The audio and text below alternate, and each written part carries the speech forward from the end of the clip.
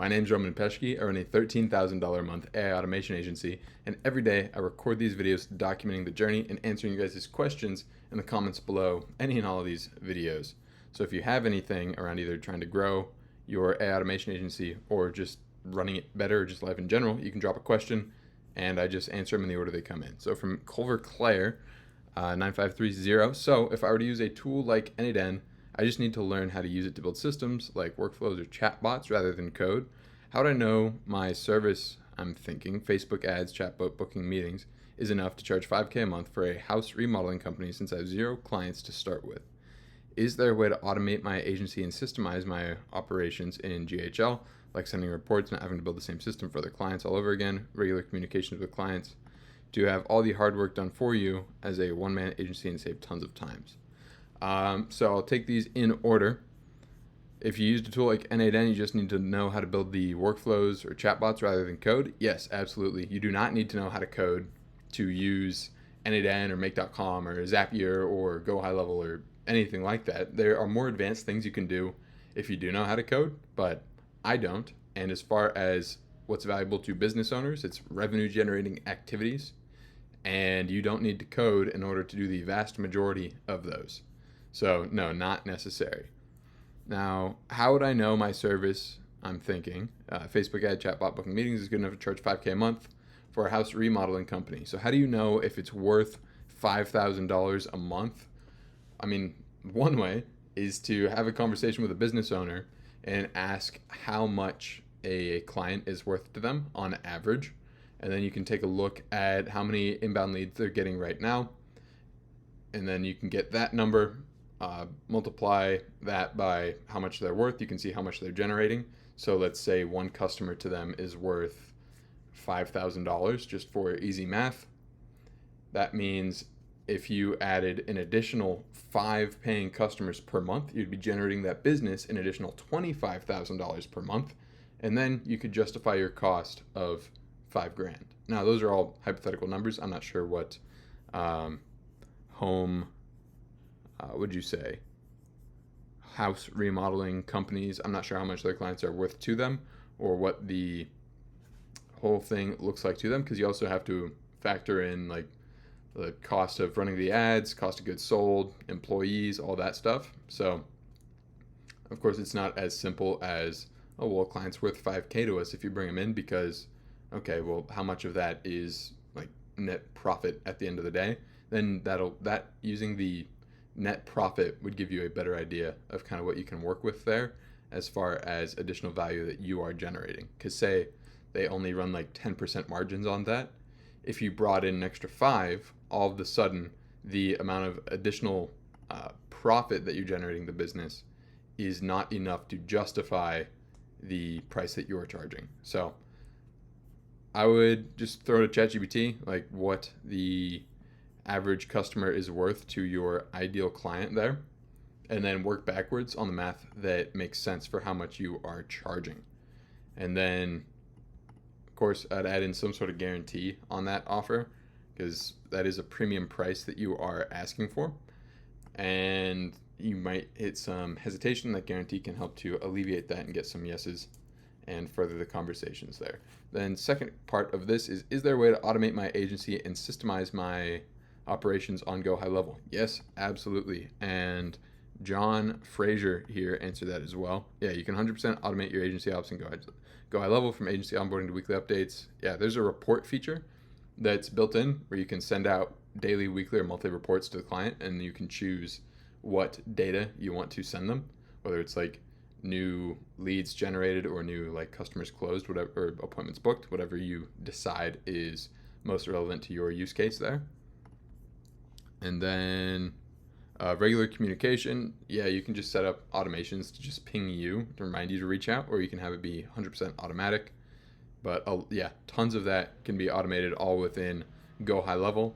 And if you use the link below this video to start your trial, I will get a little bit of a kickback for that if you end up like using it until the payments kick in. So if you do, that's there. If not, you can just go to their website and not do a referral for anyone, which is also cool. I've been watching these, pretty neat. I appreciate that. The new guy behind first. Oh, I Got some first guys on here. Hell yeah. Hey, bro, check your DMs. Yeah, I just shot you a message back, John. I do. This was about hiring, and I do want to reiterate, I'm not actively looking to hire, but I do appreciate you reaching out. Alejandro AI. Hey, Roman, coming back here for a couple of questions. I'm really interested in getting your insights. I'm currently refining my sales script and the way I talk to my prospects and the persuasion part. One, do you need to do a one-call close? Do you have two calls before you close the client? Two, actually, I'm going to take it right there. Yeah, I do multiple calls. So typically it's a two-call close, but some sales cycles take longer than that. And so I'm open to basically doing as many calls as I can. One piece of advice for the two-call is use BAMFAM, which is BAMFAM, book a meeting from a meeting. All that means is while you are on that first call with them, you do not get off the call until that follow-up is booked and acknowledged in everyone's calendar. So, like, say John says he needs to talk to somebody, get back to you next week. Be like, okay, great. I have spots on Monday or Tuesday, which is best? And they say Tuesday. Awesome. Okay, is 11 good? Or it looks like I also have a spot at 1 p.m. Which of those works better for you? Then say 11, and then go, all right, awesome. Let me book that in right now. Okay, great. You should be seeing an email on your side from whatever your email is. Can you just confirm that you got that real quick? Awesome. Cool. Thank you so much. And then, John, is there like any reason at all outside of like some meteor crashing into the earth that you wouldn't be able to make it on that call Tuesday at 11? And they say, like, haha, no, I'll be there, blah, blah, blah. You go, okay, great. I'll see you on Tuesday. But what some people do is they'll say, okay, let's follow up next week. Say, okay, great. They'll do, worst case is you like send them your calendar link and just cross your fingers that they'll book in, which like never happens. Second worst is you narrow them down to a time like I did, and then you agree to it, but you don't actually book it into a calendar, which is another big misstep because there's nothing there to remind anyone about it, and it's up to you and like manual follow up after that, which is just kind of asking for mistakes to be made.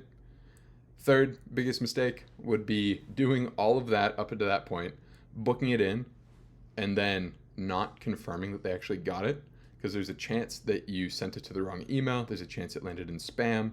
There's like all sorts of things that can still go wrong there if you don't confirm that they actually got it on their side. And then by throwing in that additional, is there any reason you wouldn't be able to make it? That is just getting them to verbally commit to being there. And that plays into a principle of persuasion called commitment and consistency, which means basically if you can get somebody to say that they're going to do a thing, they are more likely to comply with doing that thing. If you want more about that persuasion stuff, that's in Robert Cialdini's it's called Influence. Yeah, Robert Cialdini, Influence. Highly recommend this book. Absolutely love it. And then the one after that I would read is called Persuasion. Those are both by Cialdini. Dynamite books. Absolutely love them. All about influence and how to leverage that to get what you want in a ethical way. All right, and now part two. What metrics do you usually ask about their business so that you know where to push and press on pain points so that you can come up with a solution?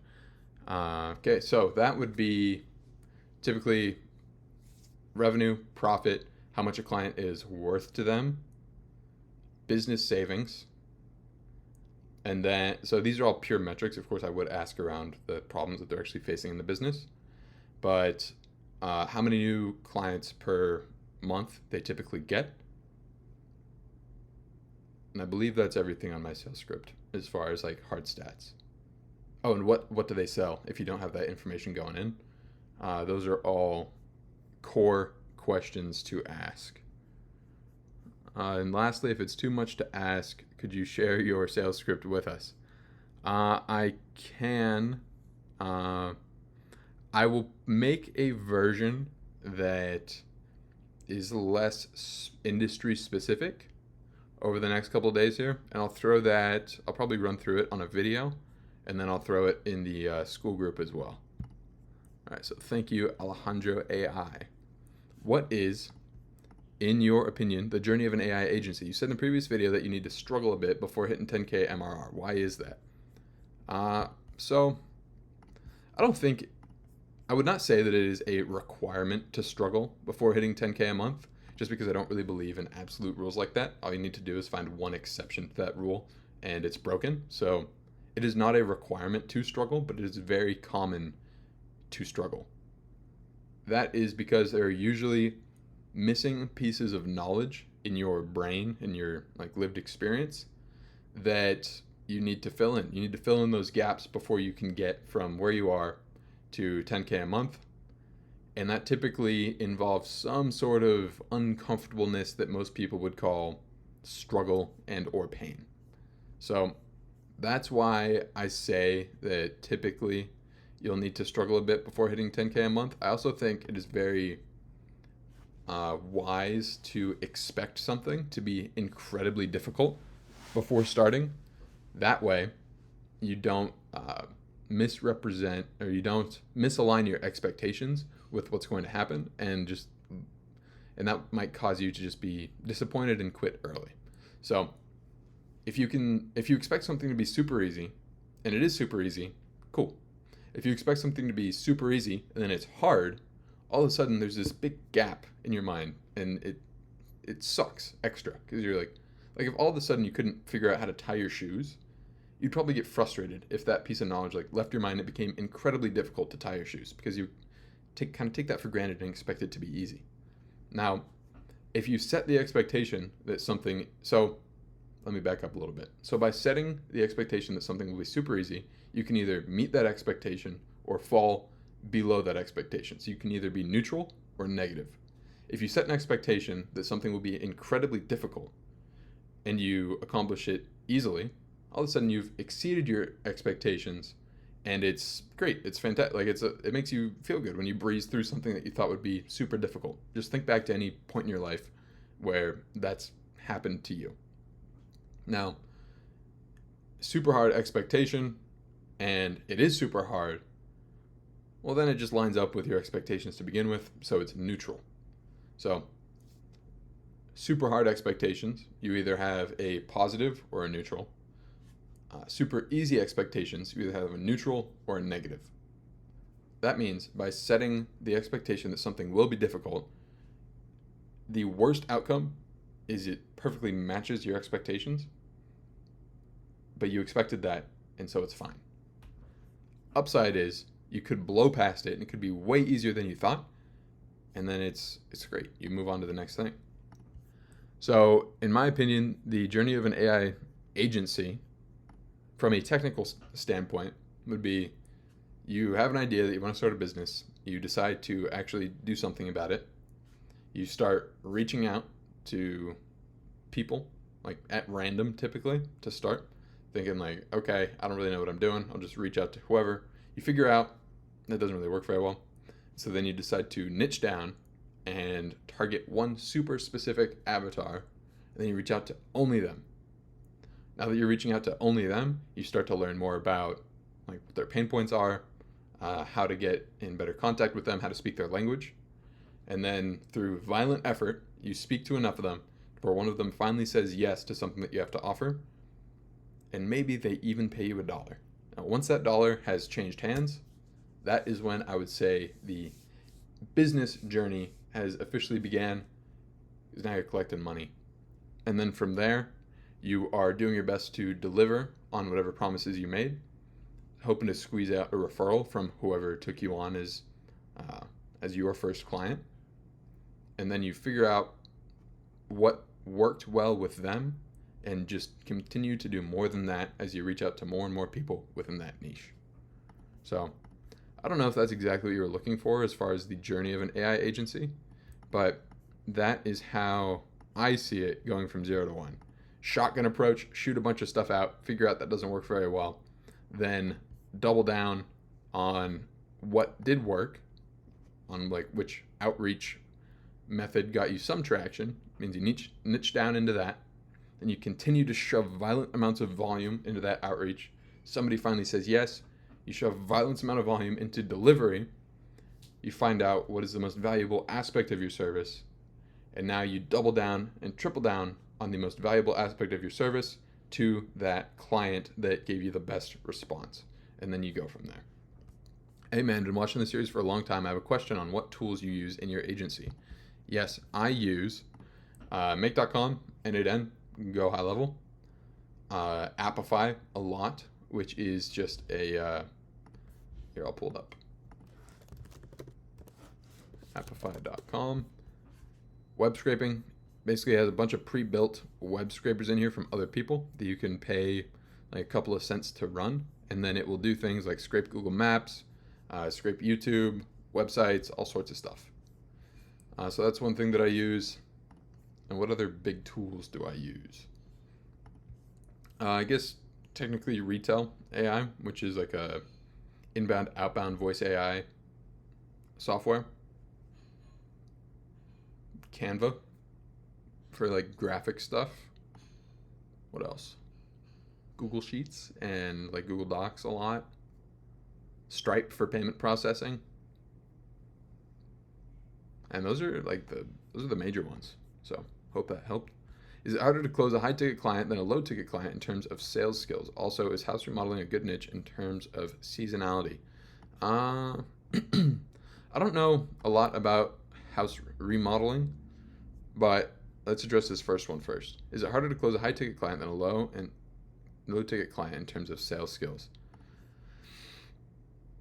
I would say if you're going in with zero sales skills, probably yes, because there's probably a lot of mental barriers that you have that are standing in your way as far as being comfortable presenting that higher level price. But once sales volume and exposure is no longer an issue, I would say those go easier than the low ticket sales. Because once you are dealing with like premium clientele, it become like you're not taking their last dollar to perform a service like you might with some super low ticket guys. So one example in the martial arts world, which is where I started, is let's say you have you're talking to one martial arts school owner who's making like 10 grand a month from their academy, and you're pitching them on like you run their Facebook ads for $500 a month plus ad spend. And let's say you're gonna spend $500 a month on ads.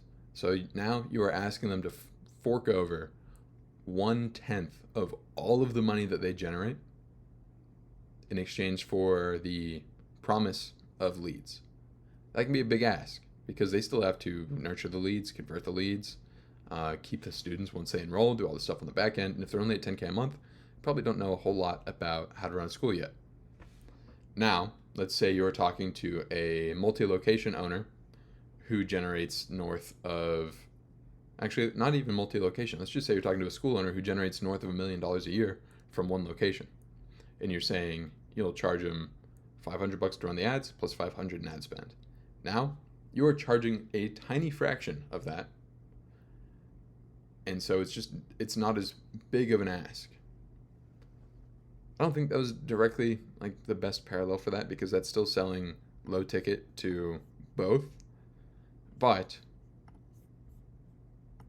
in the example of the $1 million school operator, you could charge 5x the price and probably maybe not 5x. You could probably charge 2 to 3 times the price and not get that much pushback just because of how much smaller of a fraction of their total revenue you are asking for in compensation. So that is why once you have some experience presenting price and being okay with that, it is easier to present high ticket prices to high ticket clients. Also, is house remodeling a good niche in terms of seasonality? I would say if it is again, I don't know a lot about house remodeling, but I know people that have done well in like the SMMA world in house remodeling, and they've crushed it regardless. So I think it can be done, absolutely, just because there's proof that it has been done. And if this is where you have some background experience and just some background knowledge already, I would just stick with that until you have a ridiculous amount of proof that it does not work. So I'm talking like thousands of outreach attempts before you pivot. So, all right, so that's it for comments. Let's do channel growth and we'll wrap up. $5.99. $5.99. Again, if you guys have any questions about anything at all, drop a comment. More than happy to help out. I'll see you lovely folks